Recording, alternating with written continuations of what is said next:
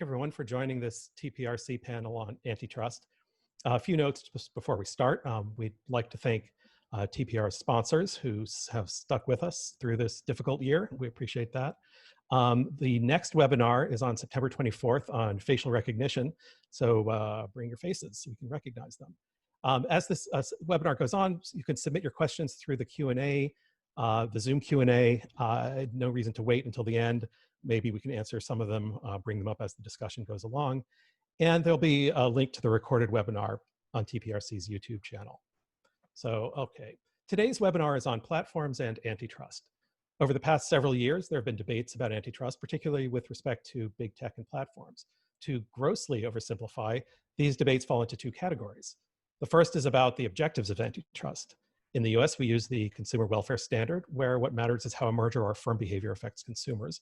In the EU and elsewhere, they focus more on how mergers or firm behavior affects competitors. Once you go below that very high level summary, you get to debates over things like how we think about vertical mergers, which for a long time we tended to think were more likely to yield benefits than were horizontal mergers. The second category is enforcement. Setting aside the question of antitrust's objective function, some believe antitrust enforcement has been too lax and our approach to it needs to change. And of course, the reasons we care about antitrust is that how we practice it has major implications. Some believe our approach has contributed to increased overall industry concentration in the US. That's not a settled argument, but shows why the debate is important. And as Johannes already noted in a prior email discussion, how we practice antitrust can affect the rate and direction of innovation. So we'll be discussing those and other things today. Let me briefly introduce the panelists and we'll go straight into discussion. Just alphabetically, we have Johannes Bauer, who is the Quello Chair in Media and Information Policy and Chairperson of the Department of Media and Information at Michigan State University. Joe Kennedy is a Senior Fellow at the Information Technology and Innovation Foundation. Christopher Lewis is President and CEO at Public Knowledge. Christopher Yu is the John H. Chestnut Professor of Law, Communication, and Computer and Information Science and the Founding Director of the Center for Technology, Innovation, and Competition at the University of Pennsylvania. Shane Tews is a visiting fellow at the American Enterprise Institute and the president of Logan Circle Strategies. I'm Scott Wallsten. I'm president of the Technology Policy Institute. So let's just start with something that happened very recently, the House antitrust hearing.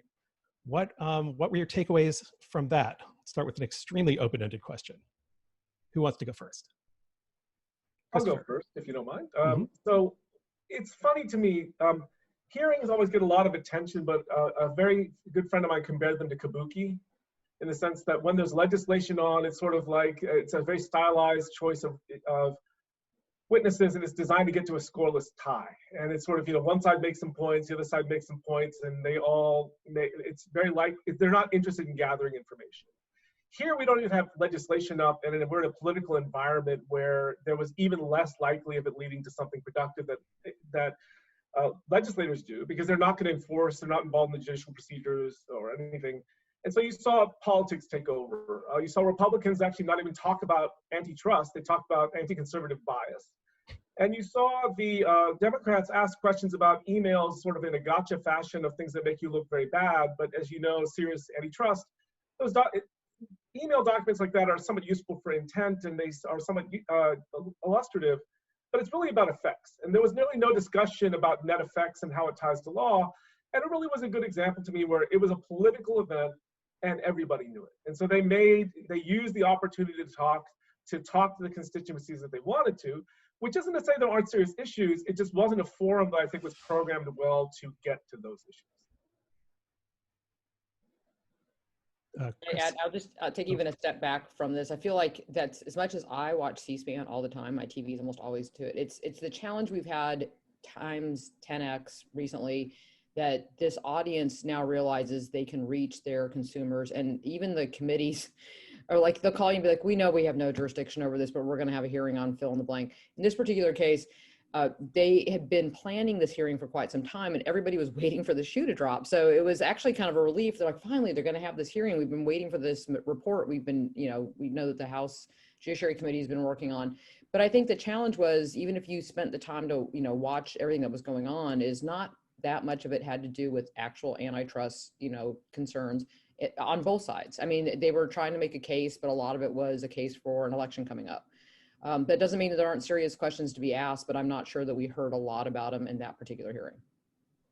And I just chime in. I completely agree with what both of you had to say. I mean, there's a lot of symbolic politics there. If I, though, look between the lines, right? I mean, there's a couple of observations in addition to what you said.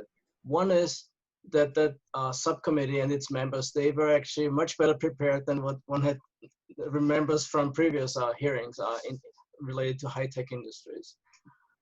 Secondly, I think in a couple of occasions, they asked questions that that the witnesses could not answer very well, right? I mean, so they showed that there were sort of weaknesses on their part, and probably this sort of some fantasy, one can say, that they sort of provided pointers that there are sort of potentially some red flags that need closer investigation. So in that sense, I think even in between the whole theater that unfolded, there were sort of interesting aspects, right, that I think are important for us to pick up and to engage with.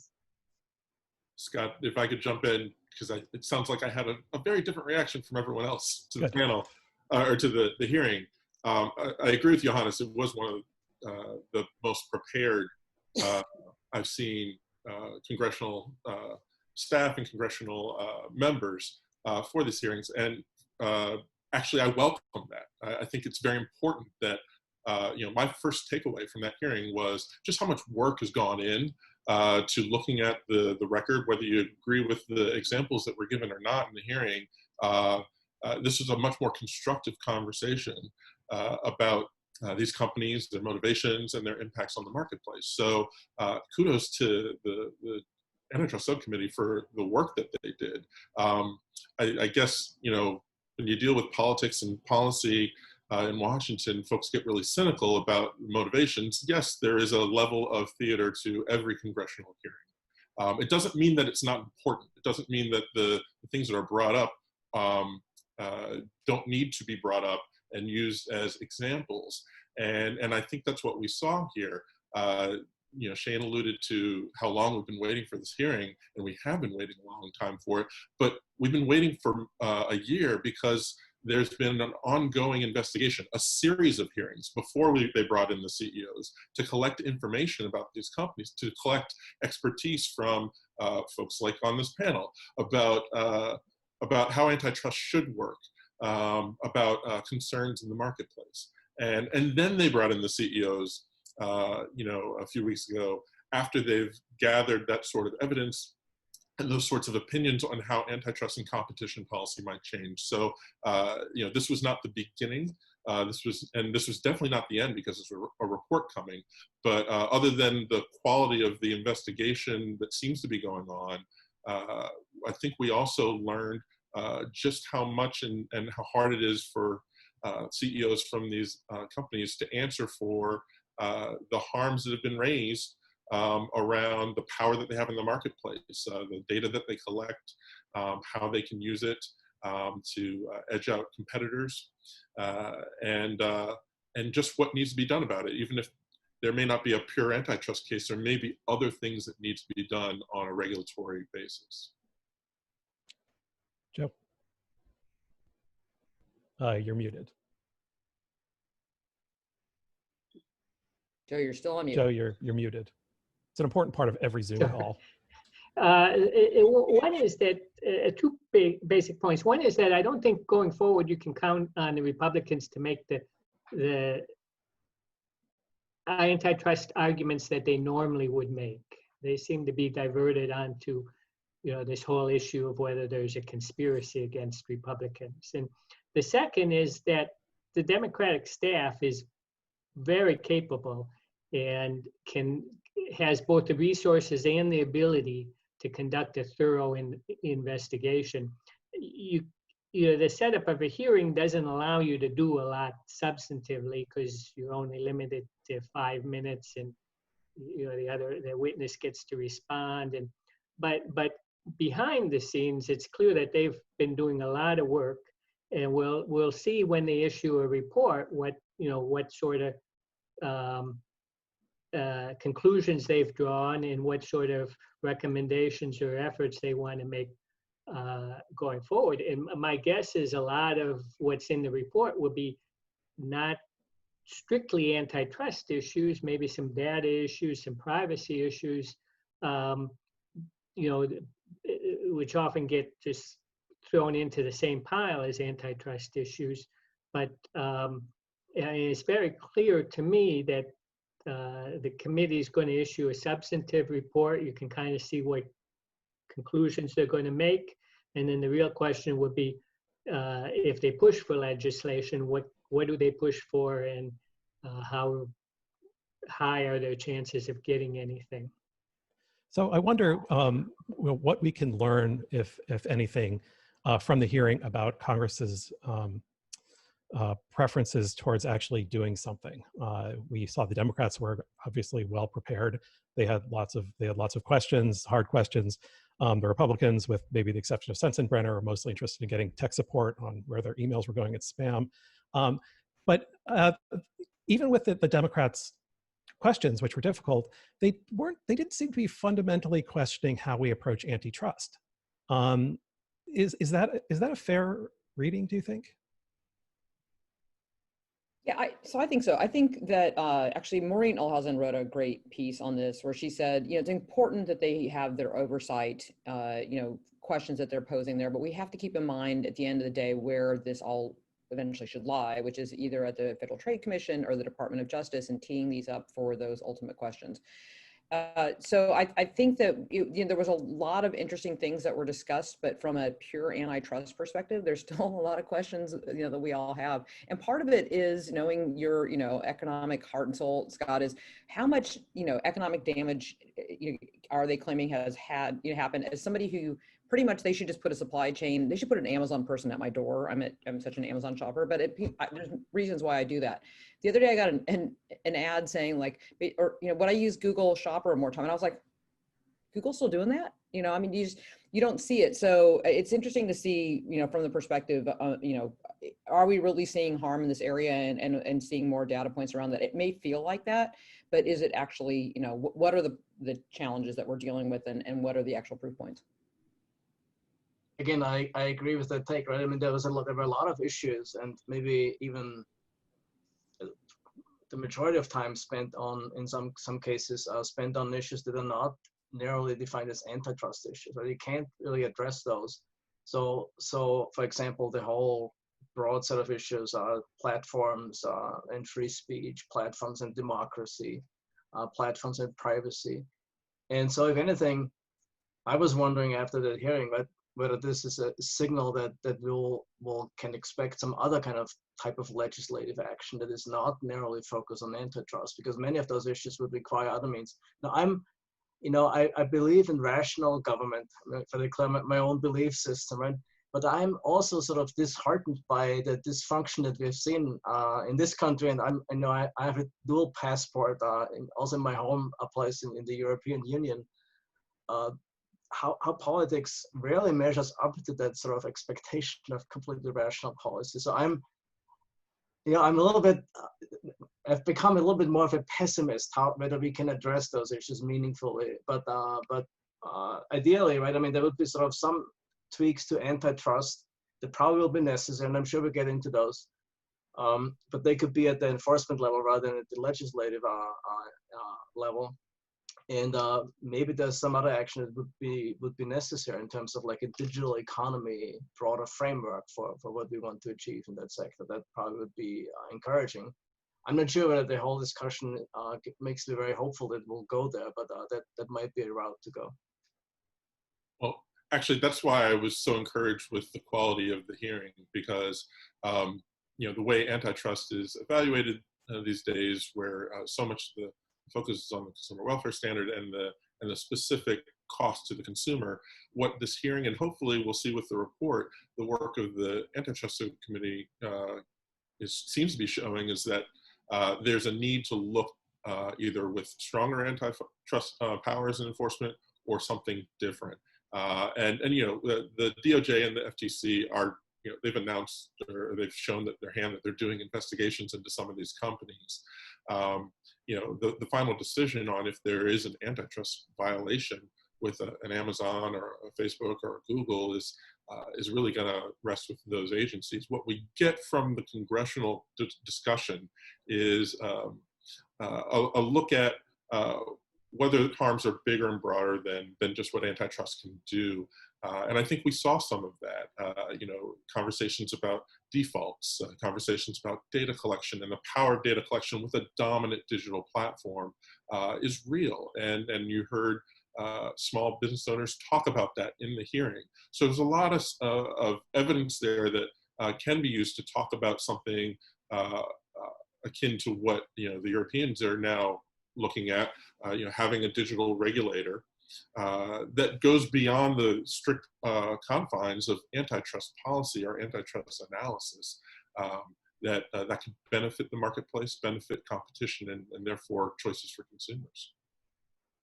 And if I can add an international dimension to this, what we heard in that hearing, with a lot of the concerns, frankly, were consumer protection concerns, which if aggregated conceivably might be, but it's just misrepresentations, which we have tools for.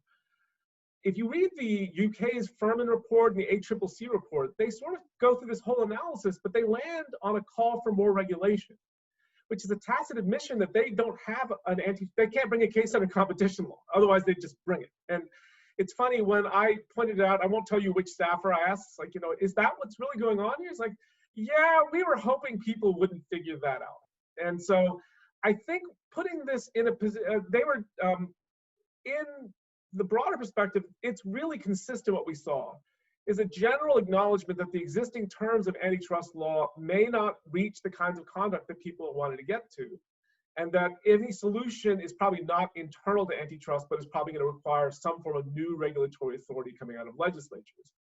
The big question will be first we see little tweaks to the antitrust laws. We saw the FTC Act trying to roll back rule of reason. We've seen the Clayton Act, the 50s, and basically when the courts are involved, they kind of collapse back into the same standards anyway. And so there's an institutional question about how dynamic this is going to be. It's possible they could do some very large, discontinuous change into a different area. But there, the real question is, what are the guiding principles going to be? Do we have coherent things that gives us answers that allows us to strike the balance that doesn't devolve into sharp practices that look bad or big is bad arguments, and to really try to get that fine area of gray in between where you have opposing considerations, you try to balance them. I'm just worried it'll go like everything is going these days into polarizing, well, it's this way or that way, where the real value is a framework that allows you to split the difference or find the optimal medium somewhere in between. Yeah, just two things. I think that I wonder if some on the Democratic side feel that, well, yes, in theory you could accomplish what we want to accomplish by just having more enforcement of the existing rules, but feel that the courts won't approve or won't uphold cases. And there was, just yesterday we had a case where the FTC threw a lot of resources into an anti-monopoly case and lost at the appellate level. And so there may be some feeling that we have to change the statutes because just ramping up enforcement we just won't be successful in the courts. And then another thing that kind of worried me about the hearing is it wasn't clear what the Democrats think that a company like Google or Facebook can do to continually improve. I mean, if you see an innovation out there, you can't buy the company, apparently. So even if you're going to use its technology and ramp it up, you can't copy the innovation, apparently, because that would be unfair, even if it's not even if IP rights don't protect it. And it's not clear that they're totally comfortable with a dominant company spending a lot of money on its own internal research to come up with innovations. And so I kind of got the feeling that if you're big, you're not allowed to innovate because your bigness gives you competitive advantage that advantages your innovation.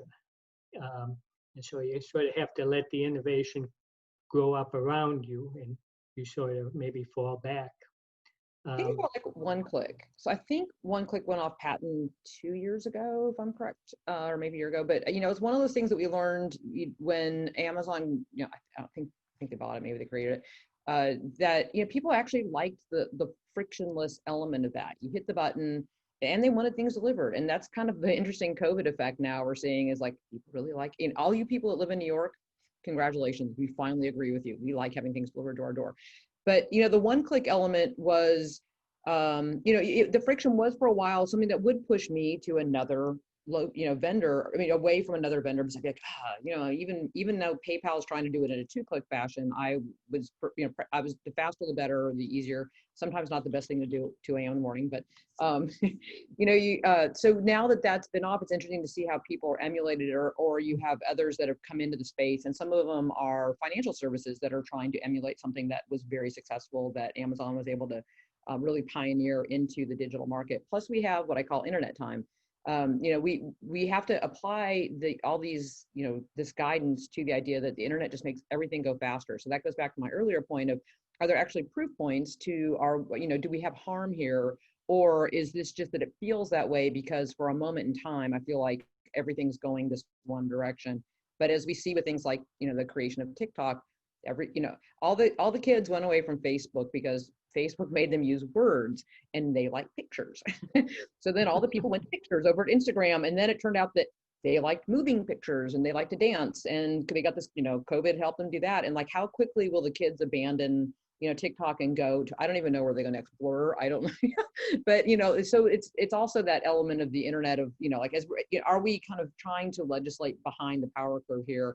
And then are we doing damage as a result? And that's what, candidly, I see a lot in Europe, which always concerns me, is, they're trying to play catch up through regulation. And I would not want to see us do that. I would rather that we pursue legitimate harms in the marketplace. So there are a couple things in all of this. I think one is, effects on entry, incentives, and innovation.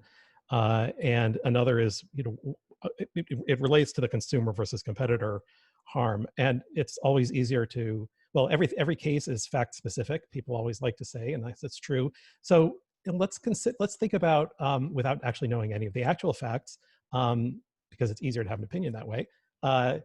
The talk about Amazon during the hearing. So the general statement that Amazon uses information about companies and its marketplace to decide what Amazon products to make itself and sell. And of course, the firms on the marketplace don't like that at all. They feel like they're being driven out of business by Amazon. And it sounds like a not nice thing to do at a minimum, but maybe consumers are better off at the end if they have lower prices. How do we think about that? Well, so maybe I'll start on this one because I was just going to respond to Shane because the internet time concept I think is a good one. I would also add internet scale. Not only does the internet move fast, but the power and ability of a platform when it's reached a dominant state to keep out competitors or nascent competitors is tremendously powerful, given the bottleneck power of a dominant platform, and what we tend to describe at public knowledge is this cost of exclusion, that everyone wants to be on the same network as much as possible because that's where your friends are, and so you get the most value of it. With Amazon, maybe it does lend itself towards some sort of regulatory solution. Scott, your question about Amazon, where the time, the speed of the internet is important, because if a seller on Amazon is at a disadvantage because of how Amazon collects data on its sales, and the view that Amazon has is bigger than their competitor seller or product, that's a disadvantage. And so you have both scale and time there as a factor where Amazon can wait out a competitor, where they can charge lower prices, where they can move in on products that are growing, and deprioritize them. There's a lot of power in the platform, and so having rules around a business functions doesn't mean that they can't innovate in the way Joe was saying. It just means that you have to limit the way that the platform with that bottleneck power operates in respect to its competitors. So I think it lends itself towards regulatory action, possibly, if not a pure antitrust case. Yeah, I agree that there may be space for some common understandings or agreements that if you sell on Amazon, you ought to get to know what the rules are. And if you have a dispute with Amazon selling over their platform, you ought to have some sort of mechanism where you can appeal their decision and get a quick resolution, and it's a neutral finder. But I think we need to keep in mind a couple of things. One is that on the whole, Amazon benefits sellers tremendously. So you can, any business can reach a national or even international audience on Amazon Prime. And if you want Amazon to take over your logistics, they'll do that. So you can not only reach people, make them aware of your product, you can actually sell it to them competitively without needing a lot of scale. And the second thing is, this competition by and large benefits consumers, even when it hurts competitors. So the diapers.com case came up in the hearing, and I think the Congress or the congressman or woman got it wrong. I mean, diapers.com was not a case where Amazon, drove in, sold below market to drive a competitor out, and then reaped a lot of profits afterwards. I mean, it sold below profit because everybody was selling below profit because they want to get, or below cost because they want to get new mothers into the store buying diapers and then hopefully other things. So it's a loss leader. And if you look at what happened afterwards, Amazon probably lost a lot of money buying up a competitor and then still being in a tremendously competitive business where it couldn't make super profits. So it's actually a case that, that shows the limit of Amazon.com to undersell a competitor. Christopher. My colleague Herb Hovenkamp wrote a really nice short piece about bringing a similar point to what Joe is making, which is this is really tied when Elizabeth Warren was actually attacking Amazon's whole practice of selling private label brands. And he pointed out that one of the private label brands they're selling is batteries. And batteries, it has some of the highest priced cost margins there is. I mean, this is a product from a consumer welfare standpoint and economic benefit. These things are not, they're overpriced. And this is something that's not very competitive. And Amazon's entrance there actually is creating huge consumer benefits. And in fact, when you think about, and this is where you take an effects analysis, instead of looking at the practices and to try to understand that. And the real question there is, private label businesses tend to be very thin margin businesses. They're not something you're going to get very rich at. It's an interesting set of dynamics to attribute them as this huge benefit. It's actually a sign of a healthier market, maybe where you find the big margin, you go for it, and actually give consumers real benefit by lowering prices. And so, I mean, this is, looking at their practices in isolation really is not as helpful as trying to understand really what the impact on consumers is in the net. And understanding in many cases, the introduction of private label practices brands by Amazon is actually extremely beneficial on any measure you take of what antitrust is there for.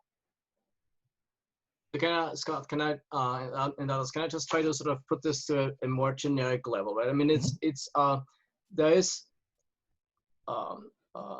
think there's a risk to get stuck in single individual cases, right? And then take them for the whole pattern, and that'll be a huge challenge in all those platform-related issues because they're different, right? I mean, every case might shed light on new aspects of it. But the generic issue that, in my view, is that I think platforms have enormous benefits, right? I mean, they are sort of a big institutional mechanism to internalize spillover effects into a market process that makes them accessible to consumers. And that's a really positive function. We would not have a lot of those things otherwise. But that's possible because of a couple of sort of features that they have. One is that they have enormous economies of scope, right? I mean, we focus frequently on network effects and economies of scale, but I think that the key issue is the economy of scope, that they create sort of synergies because they're present in multiple areas of the business, that they can use data and aggregate the data with a lot of other observations.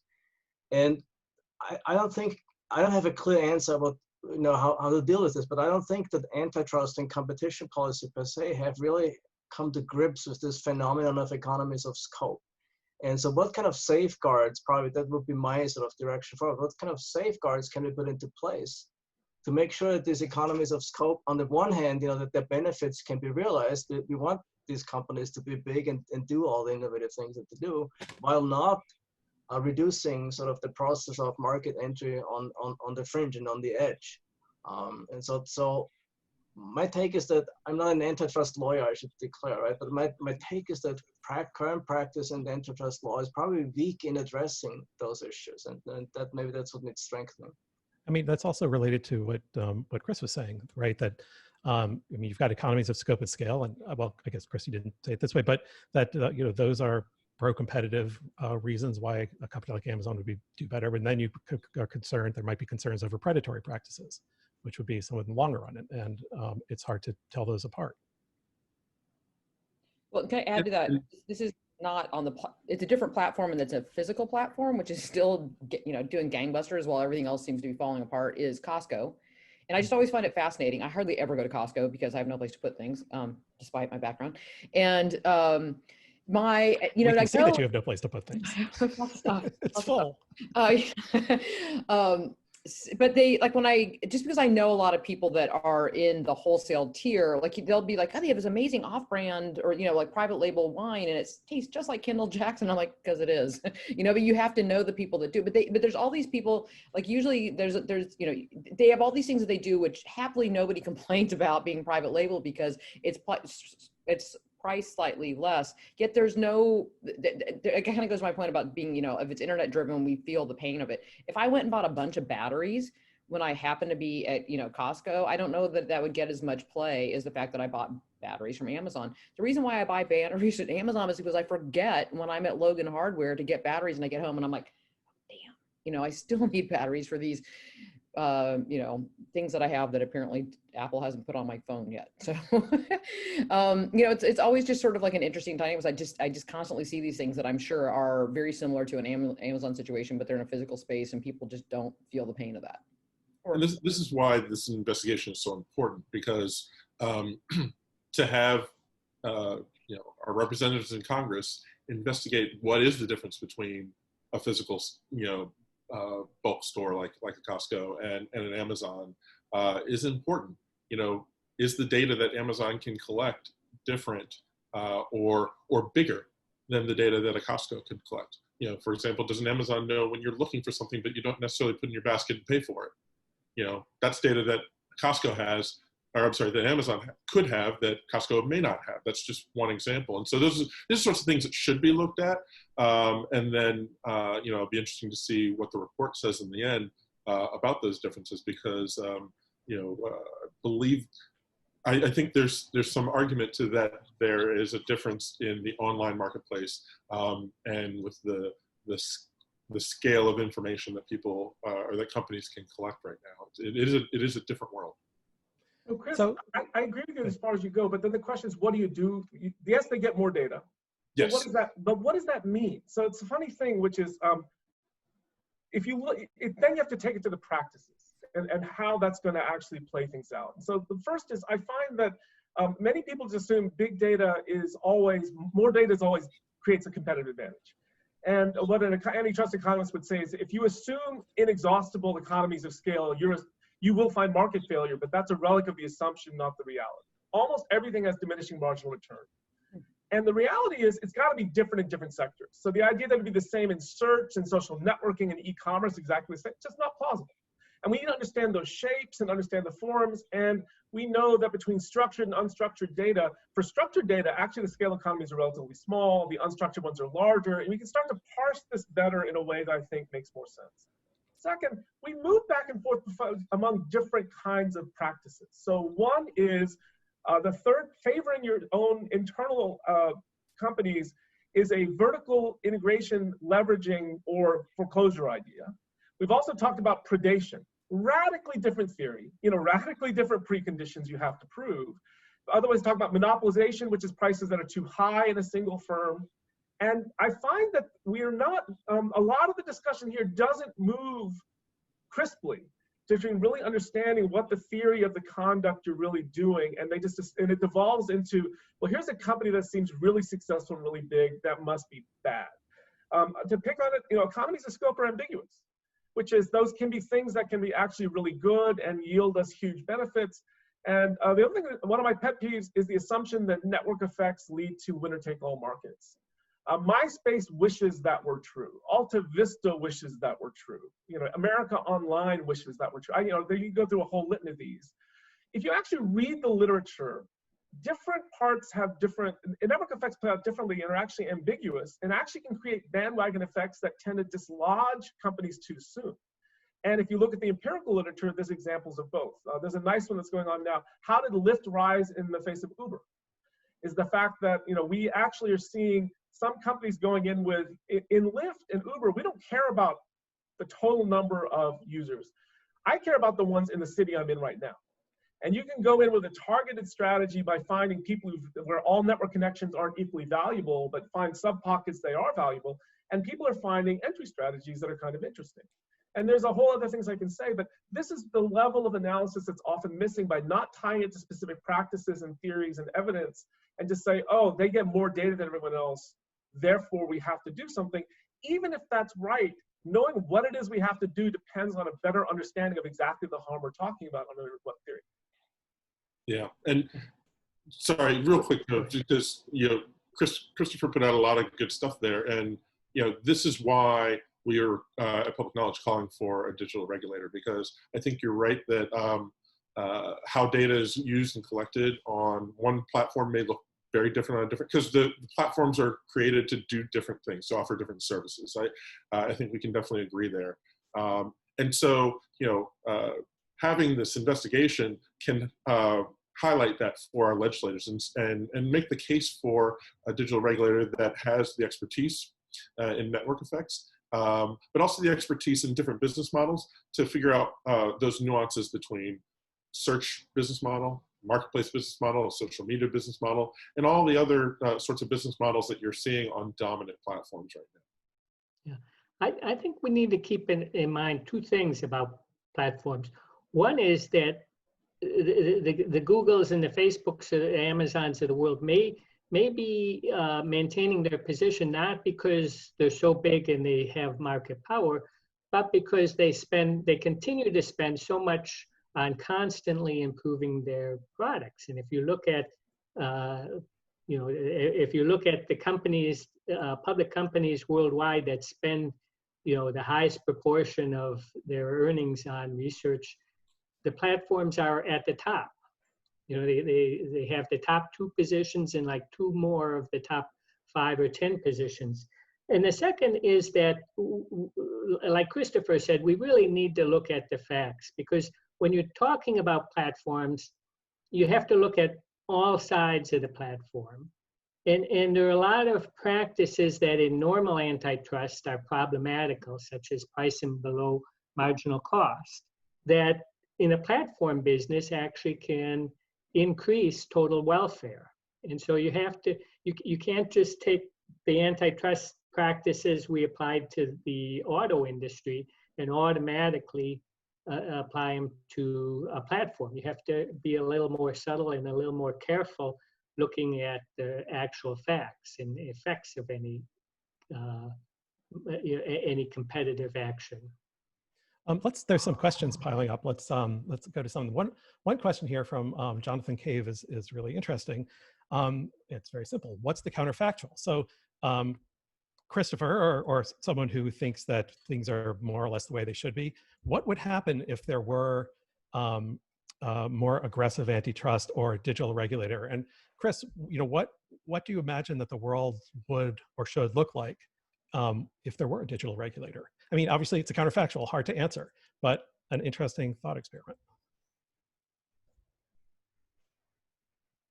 Can I start with some facts actually? But sure. I'm not sure whether they how to translate those into observation, because I think here's where I'm coming from analytically, right? I mean, my own background is in innovation economics. I grew up in Austria, so Hayek and Schumpeter and all those Austrian economists, right, were part of my education, and they said a lot of silly things, and then they said a lot of really powerful things about how markets work, right? And so one of the things that Hayek, for example, said is that the market is a discovery process, right? That means that any kind of standard that is sort of based on showing conclusively harm is bound to fail, because we may not know what that harm is, right? Because innovation is a process to explore the unknown, and so it will be very difficult to show harm in the process of innovation, because we don't know exactly where we could have gone, right? So that counterfactual may be missing. And so that the challenge here is there anything we could do despite the fact that we cannot conclusively prove harm? And so, and what the Austrian economists actually said is we have to think about the boundaries that we impose on markets, or the kind of the guardrails that we use for markets to work well. And I think that's probably where the discussion will need to go, but that's not necessarily an antitrust discussion.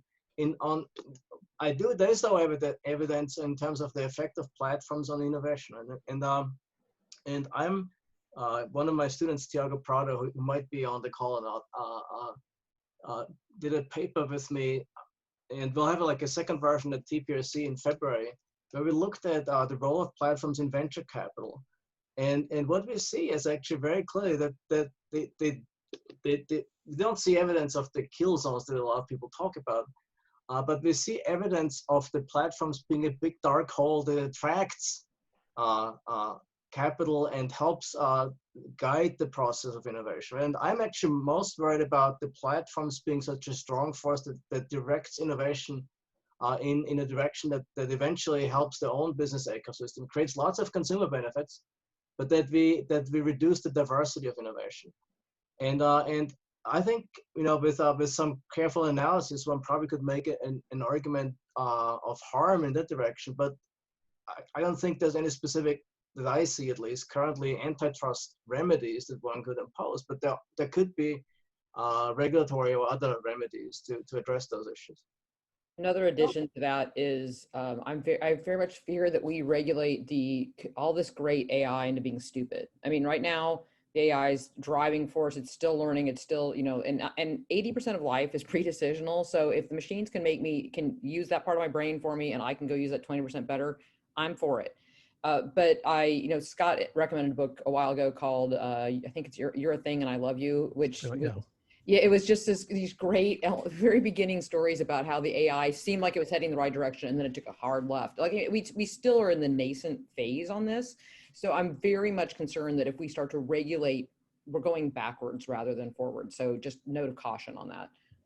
So let me ask. Book is by Janelle Shane. It's hilarious and very informative. Let me try to answer your question directly. You're asking what's the counterfactual, and at a certain level, one way we can look at the counterfactual is the U.S. is through the AT&T Time Warner decision, and to play this out a little bit.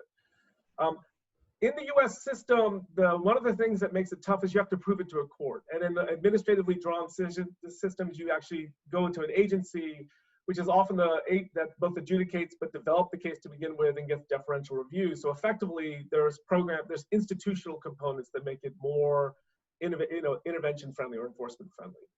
I think the AT&T decision got it right, because it did two things. There's a formal model that was the key of the government's case.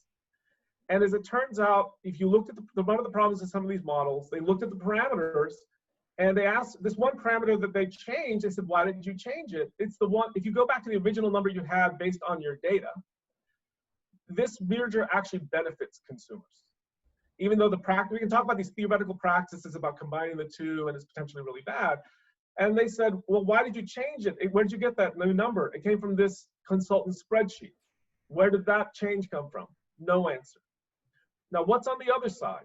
They did an empirical analysis of the last 4 vertical mergers in the distribution and content space in television and video, and found that they tended to be welfare enhancing. Now, that's not a proof that the number 5 is going to be exactly the same, but this is a part of empirically based evidence that becomes part of it, and then we can actually analyze the accused practices, and we can see what's going to go on.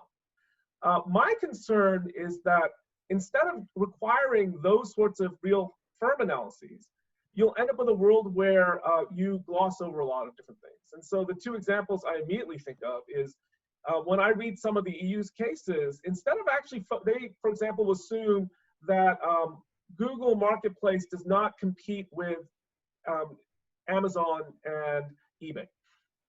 Now, there's an econometric way to understand that and look at data. They actually don't use those tools. And at that level, or Apple's iOS and Android don't compete together, or all these assumptions. That's an empirical question to me. And the discipline of figuring that out will actually, I think, improve things. And so when I think about the counterfactual, about more vigorous, if we walk away from those proofs, you may end up with something that's much more interventionist. And the big watch out to my mind, I just took I can't say I read it, I took a brief look at the ad tech report created by the UK's competition, the CMA. It's 400 pages long, there's 1,000 pages of appendices. But in time after time, they basically gave the practice a clean bill of health, in the sense saying this didn't create a problem under these facts. But we're going to keep watching this because we're still concerned. Now, I understand both sides of that impulse, but if you go time after time and say there's no actual case here, but rattling the threats about intervention, which maybe, regulators like to seem concerned or maintain their authority. There's a lot of explanations you can do that. The important part to me is doing the analysis to reach the first conclusion. Is there a shown harm here on the actual practices that you're talking about? And we play them out. There's one of the things that, the other reality is, and responding to a question James Alleman put up here, there is another side of the market. I think Joe said correctly, we have to take both of them sides into account. The good news is the Supreme Court agrees with you, Joe. It's the Amex decision, oil versus Amex. On those numbers, if you look at overall advertising behavior in this world, in the online space, volume's going up, prices going down. That is not ironclad, but fairly strong evidence that something good is happening in these markets. And then going back from there to actually look at actual practices to see if there's a problem is helpful, but framed by this overall database trend. If prices seem to be going down and volume seems to be going up, there's a very good likelihood that consumers are benefiting. Well, I mean, I have a much different analysis of that data that Christopher's citing. I mean, you asked for a counterfactual, but what would it look like if we had a regulator? We already have antitrust enforcement agencies. We have two. And Christopher's giving the court's pure antitrust analysis of AT&T Time Warner. What we're not talking about is what would happen is if we had a regulator, not an antitrust enforcer. If we had a regulator, we could actually look at harms that are not purely measured by the cost movement and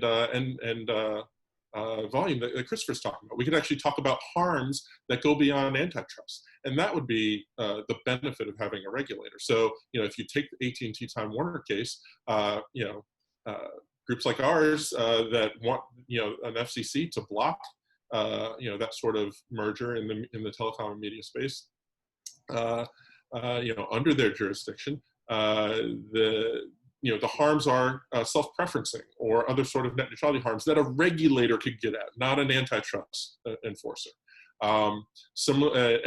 And lo and behold, look, the merger went through. It went through the courts, and now we have AT&T talking about self-preferencing their own content. And if you look at previous mergers like Comcast NBCU, same thing. They're preferencing their own content on their own network. This is predictable. We predicted this.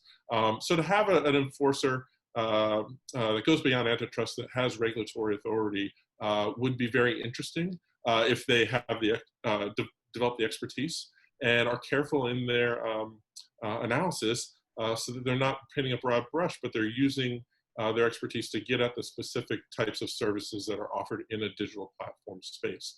I think it would be welcome. And some of the self-preferencing concerns that may look different in the broadband marketplace or the ISP marketplace, certainly could be raised in other sorts of services, whether it's the marketplace or whether it's search. Some of them were raised at this hearing.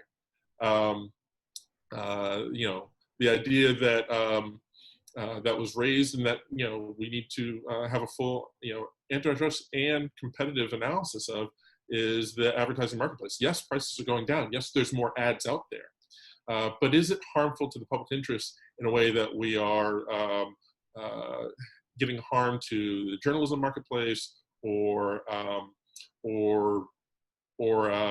folks who are creating content aren't seeing traffic to their websites and to their content? That's the accusation that was made in the hearing. There's nothing wrong with having a pure antitrust analysis of it, but also thinking broader about the harms to those competitors of the dominant platform. I'm not sure that the self-preferencing makes a lot of difference when you have a whole bulk of people that only watch it on YouTube.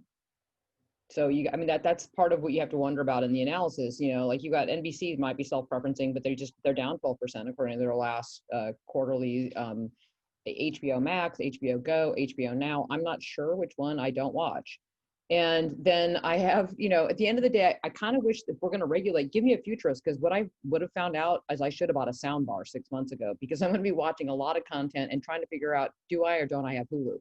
So, there's so much out there right now. I think, again, because I constantly worry that we're regulating behind the power curve, and things are in a rapid change. There's a certain demographic that do not watch anything unless it is they watch and they skip, and they're seeing that not only in this space but also in sports. They don't want to take the time to watch old, the old dynamic of how that works. So again, if we spend a lot of time, money, and energy looking at that type of content, we may be just spending money on things that people aren't really even watching. So that dynamics are constantly changing. I think it's very tough for a regulator to keep up, especially one with limited resources, to keep up with a fast-moving, technologically dynamic market. And the history of regulation in this country has often been that it on net helps big companies, helps incumbents. So let's not under-resource a regulator. Huh? We can choose not to under-resource a regulator. That's a yeah, but even if you if you have as much resources as you need, politics inevitably gets into deciding what rules the regulator focuses on. And the history of regulated industries usually has not been that they're wildly innovative. They tend to settle into a pattern that everybody's comfortable with, including the regulator and the incumbents. We only have a few minutes left, but there's a question here that's very different from what we've talked about so far. We've been very U.S. centric, and so one person asks whether what we're talking about, how it's relevant for other countries. Should it matter to other countries that almost all of these companies are from the U.S.? How does it affect innovation or consumers, or innovation there or their consumers? Is this debate the same regardless of which country you're in? I think part of the reason there aren't big companies in Europe is because Europe's taken a different approach to innovation and competition than we have, and it's not one that encourages innovation. I think another big difference is Europe and some other countries have adopted, like someone here said before, a practice of being at least as concerned with competitors as you are with consumers, whereas we're still mainly focused on consumer benefit. And so I think Europe, having made the choice it has, it's sort of reaping the cost to that choice. The precautionary principle and innovation have a hard time living hand in glove. Well, the quote, I love the line, what they're saying, the quote I always hear is Angela Merkel once said, as far as innovation goes, in Europe, if it's not permitted, it's forbidden. In the US, if it's not forbidden, it's permitted. Mm-hmm. And it's hard to show a new practice that's going to affirmatively show before you can do it that it's going to create benefits, because you just don't have the experience in it. But I don't want to simplify this too much. There's a regulatory aspect to this, but another part is, I've had students, and the innovation economics and the drivers of innovation are very badly understood. Why does Silicon Valley exist? What is it about it? Is it labor markets? Is it tacit knowledge? What is it that we're trying to struggle with? And the other baseline is if you do surveys of people in different countries, of young people, how likely they are to start a business in their lifetime, there's a radical asymmetry across different places. And that's not law, and that's not even education. There's something in the fabrics of some of these countries that make them more prone to innovation. So why is Israel the innovation nation? You know, why are there a handful of places when there's a bunch of others? It's a very complicated idea about why these companies are going very well. And they're not all American, obviously. There's 2 of the top 10 companies in the space are Chinese, and there's other places. So I think it's a little bit more complicated than that. The other thought I thought they were going to ask, though, is, you know, are there lessons for other kinds of law? And I will say American law is really focused on principles like consumer welfare, and in corporate governance on shareholder welfare and wealth maximization. Other places have very different approaches.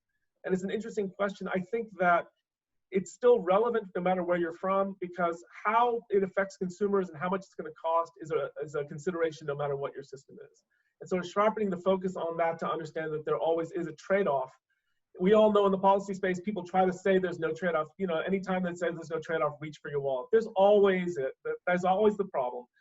And the key for me is really getting sharp, stop trying to grab the moral high ground and throw rocks in everyone else's head, but try to focus people on the tough choices they need to make and help them make it intelligently. I mean, and that's where we often go off the rails, in my opinion. Can I just throw in 2 more thoughts quickly? I mean, I know we are sort of close to the end of time. I think one big difference between the approach that we see in Europe and the US approach is that there's a stronger sense that regulatory measures and antitrust are complementary to each other and not substitutes, right? So one feeds off the other. They're recognized as tools that can help address different issues. I think it's overly simplifying to say it's protecting competitors. I think that the real spirit here is to protect the process of competition, right? And sometimes, you know, you have those deviations from the intention, and it turns into protecting competitors. But in the end, it's the protection of competition.